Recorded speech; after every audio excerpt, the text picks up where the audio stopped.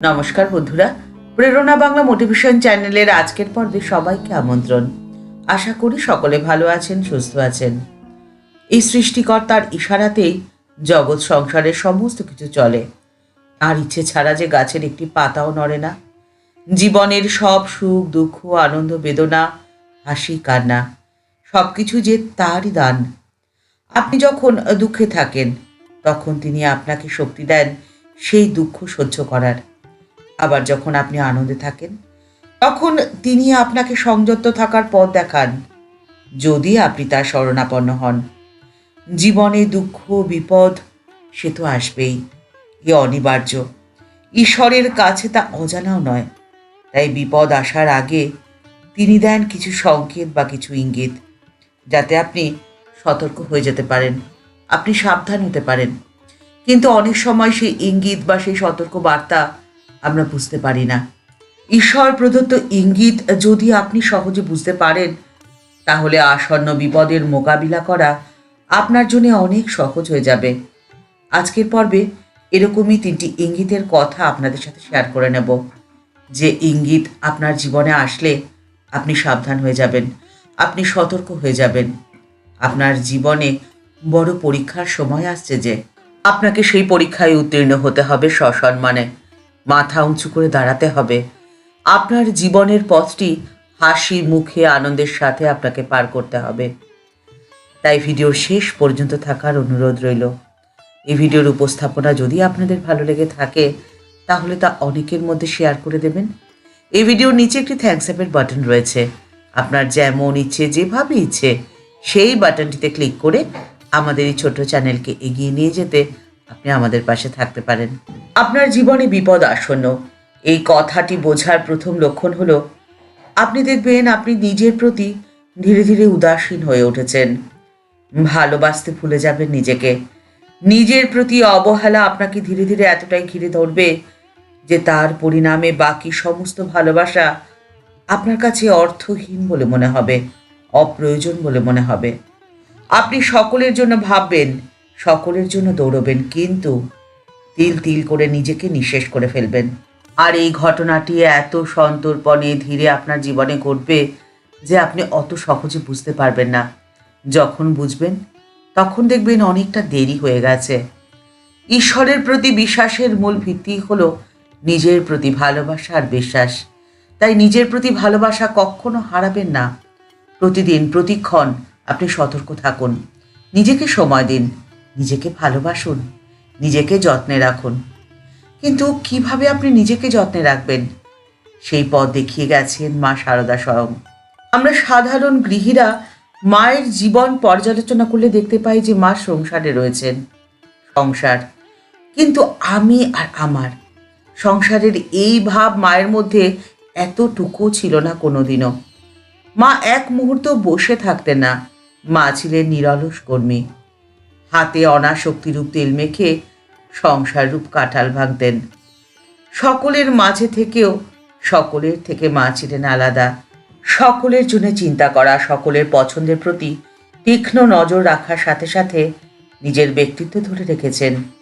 নিজের নিত্যকর্ম ধ্যান জপ ইত্যাদি নিয়মিত নিষ্ঠার সাথে পালন করে গেছেন। একদিনের জন্য এর ব্যতিক্রম হয়নি। এই নিষ্ঠা সহ নিত্যকর্ম তখনই সম্ভব যখন নিজের প্রতি যত্নশীল থাকে। আপনি নিজেকে কোনোদিনও অবহেলা করবেন না। নিজের যত্ন রাখুন, নিজেকে ভালোবাসুন। আপনি যত বেশি নিজেকে ভালোবাসতে পারবেন, ঈশ্বরের প্রতি ভালোবাসা আপনার ততটাই গভীর থেকে গভীরতর হয়ে উঠবে। আর ঈশ্বর আপনার সহায় থাকলে আপনার যে আর কোনো ভয় নেই। কোনো বিপদে আপনি আর ভীত হবেন না।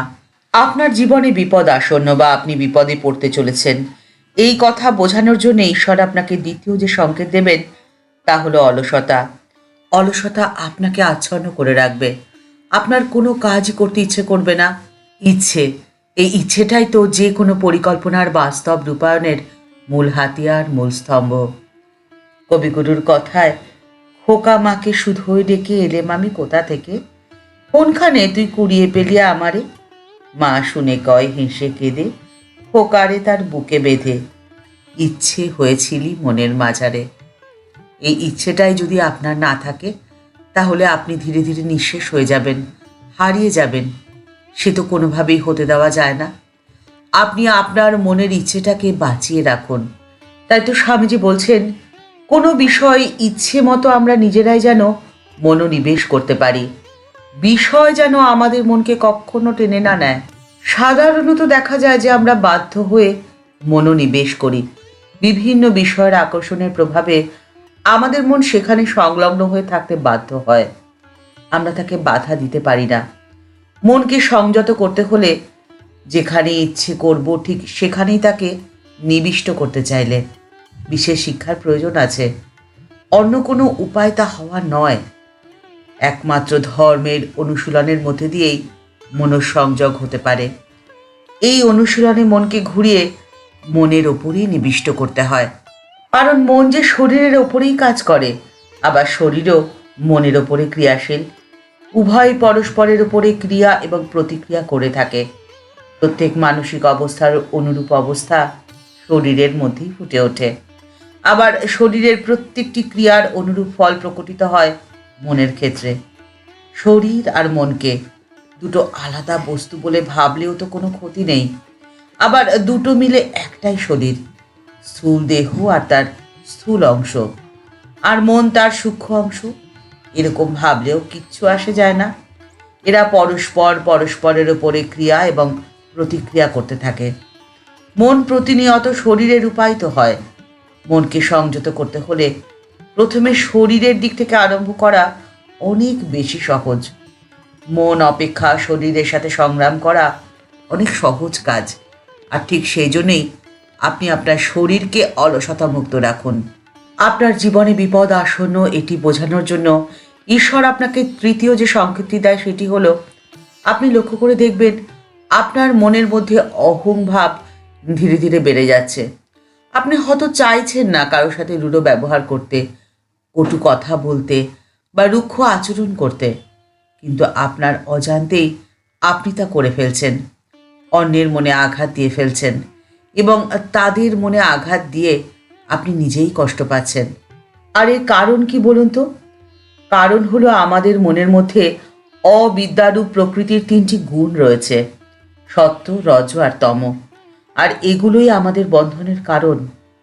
গুণের আর একটি অর্থ হলো দড়ি। এই তিনটি গুণ সাম্যাবস্থায় নেই। আর ঠিক সেই কারণেই প্রতিনিয়ত আমাদের মনে বাসনার তরঙ্গ উঠছে। আমরা সব সময় এটা করব, সেটা করব, আমাদের এটা চাই, ওটা চাই, সেটা চাই। এভাবে একটা দুটো বাসনা থেকে অগুন্তি বাসনার জালে নিজে জড়িয়ে যাই। তারপরে দুঃখে জর্জরিত হয়ে যায়। তাই আমাদের বাসনা জয় করার চেষ্টা করতে হবে। মায়ের কথায় নির্বাসনা হতে হবে। প্রাচীন মুনি ঋষিরা নির্জনে এই দেখা, শোনা, ছোঁয়া অর্থাৎ ইন্দ্রিয় গ্রাহ্য বস্তুর বিষয়ের বাইরে গিয়ে এই ত্রিগুণান্বিত মনকে সাম্যাবস্থায় আনার চেষ্টা করতেন। ঠাকুর তাই তো বলেছেন, মাঝে মাঝে নির্জনে যাবে, নির্জনতা দরকার। আপনি আপনার ঘরের যে কোনো একটি কোণ বেছে নিন। সেই কোণে নিজেকে নিয়ে গিয়ে নিজের সাথে নিজে সময় কাটান। নিজের অস্তিত্বকে অনুভব করুন। আপনি কে? আপনি কোথা থেকে আসলেন? আপনি কার সন্তান? আপনি দেখবেন আপনি আপনার অন্তরে এক পরম আনন্দ অনুভব করছেন। আপনার জীবন আনন্দে পরিপূর্ণ হয়ে উঠেছে। আপনার জীবনে যতই বিপদ আসুক না কেন, আপনি সমস্ত বিপদের মোকাবিলা করতে পারবেন মাথা উঁচু করে। অদ্ভুত এক আত্মশক্তি আপনার মধ্যে জেগে উঠবে। জীবনের সমস্ত ভয় কেটে গিয়ে আপনি পাবেন এক পরম শান্তি, পরম তৃপ্তি। আপনার জীবন আনন্দে পরিপূর্ণ হয়ে থাকবে। ঠাকুর মা ও স্বামীজির চরণে প্রণাম জানিয়ে আজকের পর্ব এই পর্যন্তই। দেখা হচ্ছে পরের পর্বে। এই ভিডিওর উপস্থাপনা যদি আপনাদের ভালো লেগে থাকে তাহলে তা কমেন্টস বক্সের মধ্যে জানাতে ভুলবেন না। আমাদের এই ছোট্ট চ্যানেলকে ভালোবেসে যারা আপন করে নিয়েছেন তাদের জানাই অসংখ্য ধন্যবাদ, প্রণাম এবং ভালোবাসা। যারা এখনও এই চ্যানেলটি সাবস্ক্রাইব করেনি তাদের কাছে বিনীত অনুরোধ রইল এই চ্যানেলটি সাবস্ক্রাইব করে বেল বাটনটা ক্লিক করে দিয়ে অল বাটনটিতে ক্লিক করে দেওয়ার জন্যে। তাহলে এই চ্যানেলে ভিডিও আপলোড হওয়ার সাথে সাথেই আপনার কাছে নোটিফিকেশান চলে যাবে। সবাই ভালো থাকবেন, সুস্থ থাকবেন। দেখা হচ্ছে পরের পর্বে। নমস্কার।